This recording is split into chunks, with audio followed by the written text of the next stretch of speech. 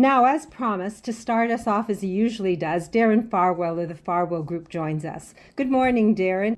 I really wanted to talk to you and thank you because week to week in March you shared happy stories and gave us tips that are very timely, so we were able to understand how to deal with that roller coaster stock market we've been experiencing. And I, for one, slept better at night having those tips in my mind. So what are we going to talk about today? Well, today we're going to talk about the good sense of that powerful advice: stay calm and carry on. Because, this COVID-19 virus and the challenges it's created is clearly still front and center. And by all accounts, it's going to be for some time to come. So, while our natural human ingenuity is at work around the clock to find a way to wrestle this problem to the ground, we still have to get through the now. So what about in the meantime? Well, of course, there's lots of tips and there's plenty of advice floating around out there. And quite frankly, some of it is, as we've heard, trying to take advantage of the anxiety and worry created by this unique situation. Be wary, be very careful in considering the advice and recommendations you receive. In fact, we have, as you mentioned, have several segments from previous radio shows with specific strategies for sorting out good advice from not so good advice, from friends, from family, and even from professionals.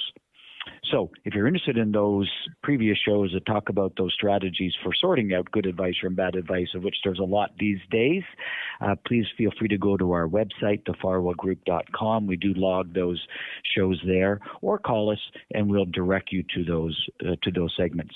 Now, having said that, I do have 3 general tips for decision making around your investments and your long-term financial planning these days. Number 1, speak to someone about what's most on your mind. Talking about it helps.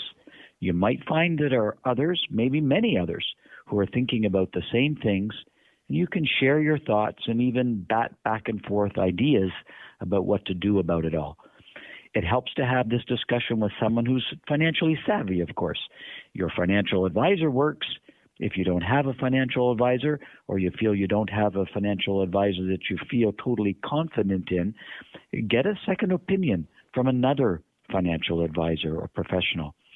Speak to your local branch representative, your accountant, or a trusted friend or family member who's familiar with investments.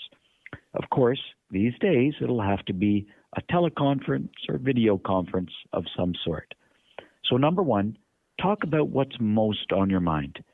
Number 2, either through the financial advice or from a financial advisor or whatever method it is or person it is you're talking to, whatever you're doing, do keep an eye on the markets and see if there are little changes that you can make to rebalance your portfolio with stock prices so low. For example, in some of our portfolios, we've moved just a little from cash we had been holding to U.S. technology stocks, not just computer stocks, but technology in the medical field. Now, that was only a 2.5% change, but nibbling away at these super low prices can actually speed the recovery of your portfolio back to where it was before all this happened. Also, consider what you're looking for to make a bigger rebalancing move. The stock specialists on my team are watching for a significant change in the testing capability for the COVID virus in the United States, because this will give us a sign of when we might be able to get people back to work. And of course, more quickly that we can do that, we'll more quickly move toward economic and market recovery. So when we see those signs, when we see people back at the Leafs game, we'll be able to take further steps that will help speed the recovery of your investment. So number 2, be aware of what's happening right now and plan how to rebalance your portfolio to buy low and help your investments get back up to where they were more quickly. Number 3, keep in mind the good sense of that powerful old saying, stay calm and carry on. This is not the time to do anything rash. This is not the time for big, sudden moves. It is the time for thoughtful, measured steps.